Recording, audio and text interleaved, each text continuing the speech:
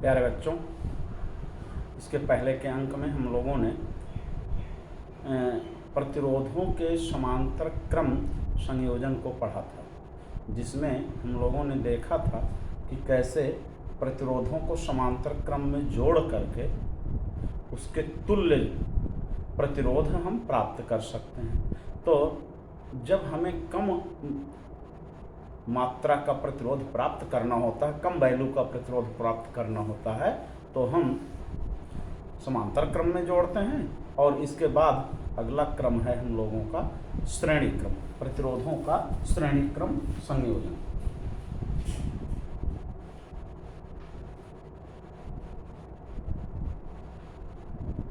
प्रतिरोधों का श्रेणी क्रम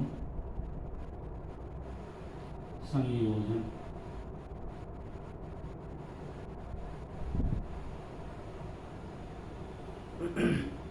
parallel combination of series combination of resistances. तो जैसे उसमें हम लोगों ने 3 प्रतिरोधों का उदाहरण ले करके जोड़ा था, ऐसे ही हम लोग इसमें भी 3 प्रतिरोधों को श्रेणी क्रम में जोड़ेंगे। तो इसमें श्रेणी क्रम में होता क्या है कि प्रतिरोधों को आगे पीछे के क्रम में जोड़ा जाता है, यानी पहले प्रतिरोध का पहला सिरा सीधे स्रोत से या विद्युत स्रोत से जुड़ जाता है और पहले ही प्रतिरोध का दूसरा सिरा दूसरे प्रतिरोध के पहले सिरे से और दूसरे प्रतिरोध का दूसरा सिरा तीसरे प्रतिरोध के पहले सिरे से और तीसरे प्रतिरोध का दूसरा सिरा बैटरी के दूसरे पोल से जोड़ दिया जाता है ताकि धारा का प्रवाह बना रहे। तो इसमें इसी प्रकार से करते हैं हम कि माना 3 प्रतिरोध हैं, ये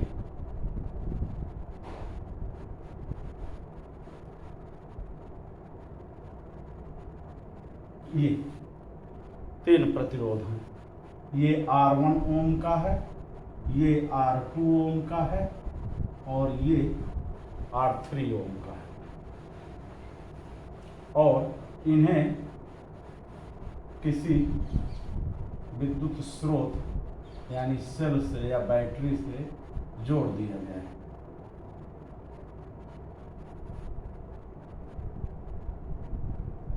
ये 20 वोल्ट की बैटरी। तो माना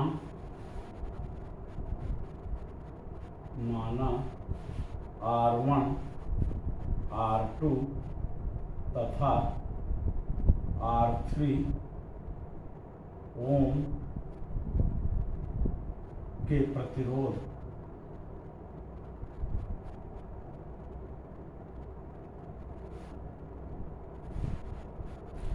किसी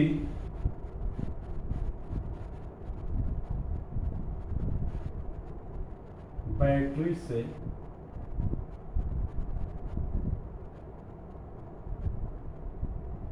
श्रेणी क्रम में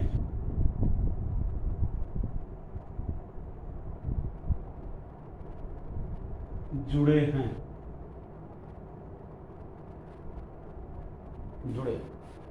तो आप इसमें देखेंगे कि पहले प्रतिरोध का ये पहला सिरा है जो कि डायरेक्ट सेल से आकर के सेल के प्लस से जुड़ा हुआ है।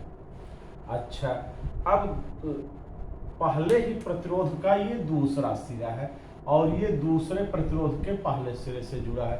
इसी प्रकार दूसरे प्रतिरोध का दूसरा सिरा ये तीसरे प्रतिरोध के पहले सिरे से और तीसरे प्रतिरोध का दूसरा सिरा आके सेल से जुड़ा हुआ है। तो इस प्रकार धारा इसमें प्रवाहित होगी,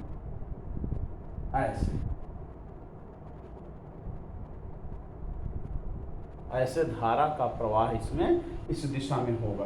तो यहाँ पर अब ध्यान देने की बात है कि जैसे समांतर क्रम में हम लोगों ने देखा था कि धारा का विभाजन हो जाता था, भिन्न भिन्न प्रतिरोधों में भिन्न भिन्न धारा प्रवाहित होती थी, परंतु सारे प्रतिरोध जो हैं डायरेक्ट सेल द्वारा जुड़े होने के कारण सबके सिरों पर विभवांतर समान होता था, लेकिन यहाँ पर उसका जस्ट अपोजिट है। यहाँ पे हम देख रहे हैं कि प्रत्येक प्रतिरोध में समान धारा आई जो है वो प्रवाहित हो रही, वही आई, क्योंकि धारा कहीं पे भी विभाजित नहीं हो रही, कहीं उसे बंटने का स्थान नहीं मिल रहा है, परंतु सबके सिरों पर विभवांतर जो है भिन्न भिन्न होगा। मान लीजिए कि पहले प्रतिरोध के सिरे पर विभवांतर जो है V1 है, दूसरे प्रतिरोध के सिरे पर V2 है और तीसरे प्रतिरोध के सिरे पर ऐसे मान लेते हैं कि ये V3। तो सब में समान धारा I प्रवाहित हो रही है, I इसमें भी है, I इसमें भी है और I इसमें भी है। तो यहाँ धारा का विभाजन नहीं है, परंतु विभवांतर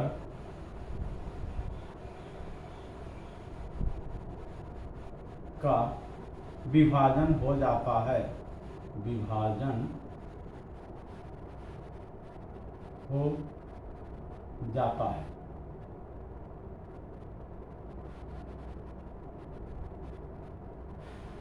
माना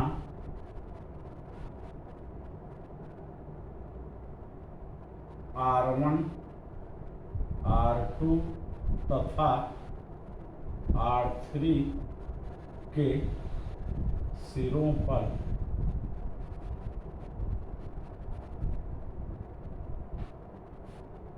विभवांतर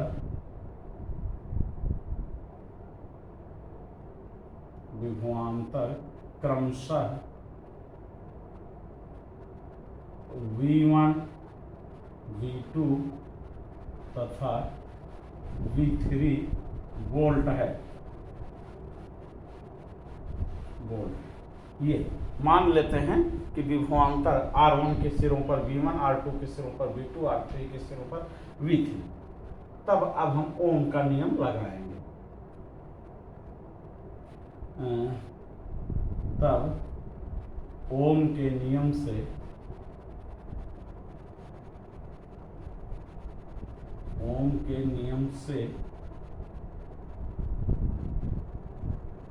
V1 बराबर I इंटू R1, V2 बराबर I इंटू R2 तथा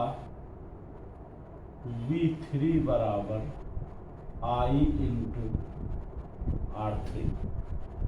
तो ये हमें तीन विभवांतर मिल गए धारा I और उनके संगत प्रतिरोधों के पदों में। अब यदि कुल विभवांतर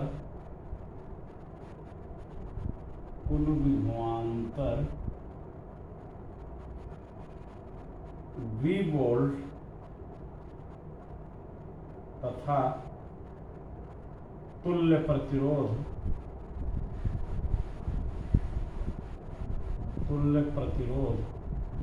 R ओम हो, तब V बराबर V1 plus V2 plus V3। इस प्रकार से ये हुआ।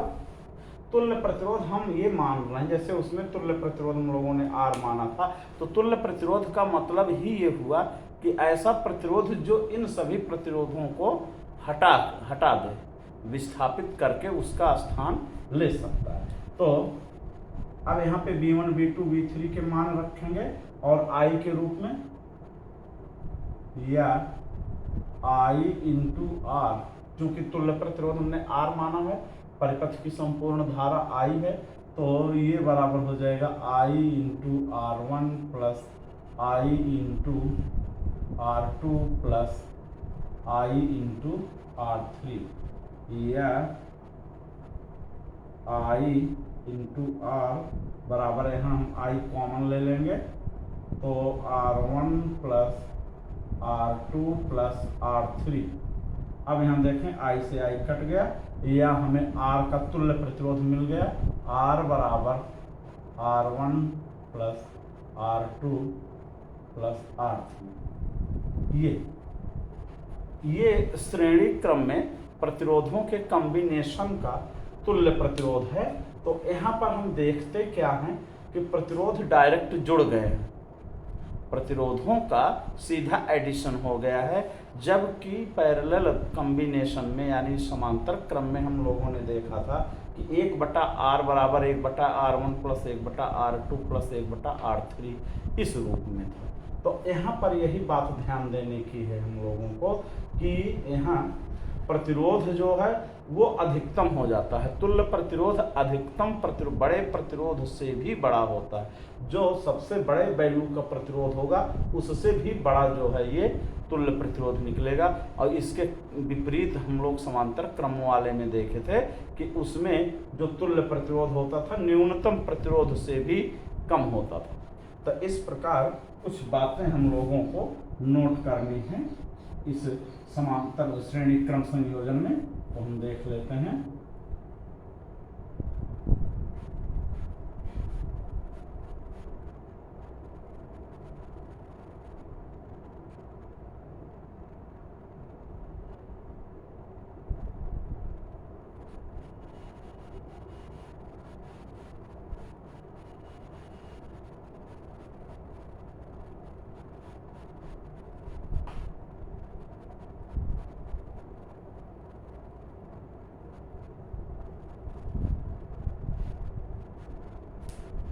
प्रतिरोधों का श्रेणी क्रम संयोजन, प्रतिरोधों का श्रेणी क्रम संयोजन। तो इसमें हम ये देखेंगे, पहला जो सबसे मोस्ट इम्पोर्टेंट फैक्ट है कि इसमें धारा का विभाजन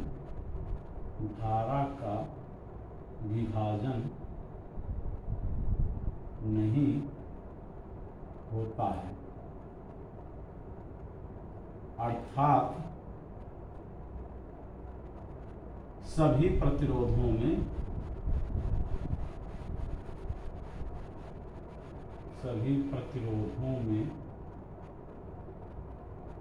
समान धारा प्रवाहित होती है।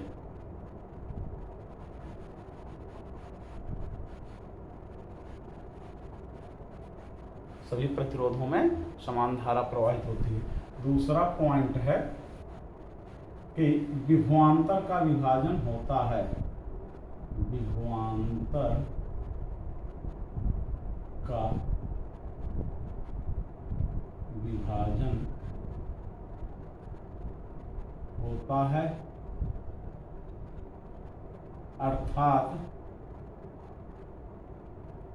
अलग अलग प्रतिरोधों पर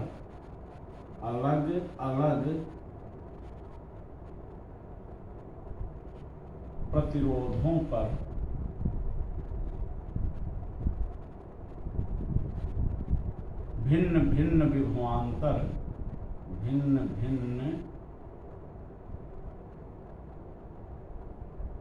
विभवांतर उत्पन्न होता है।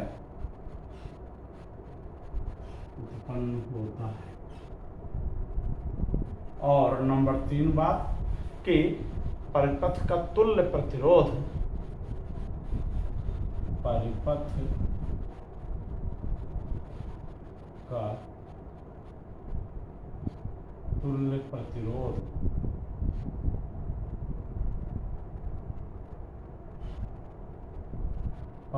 में उपस्थित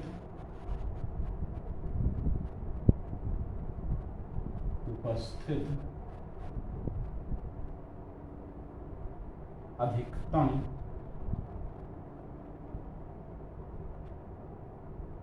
प्रतिरोध से भी अधिक होता है।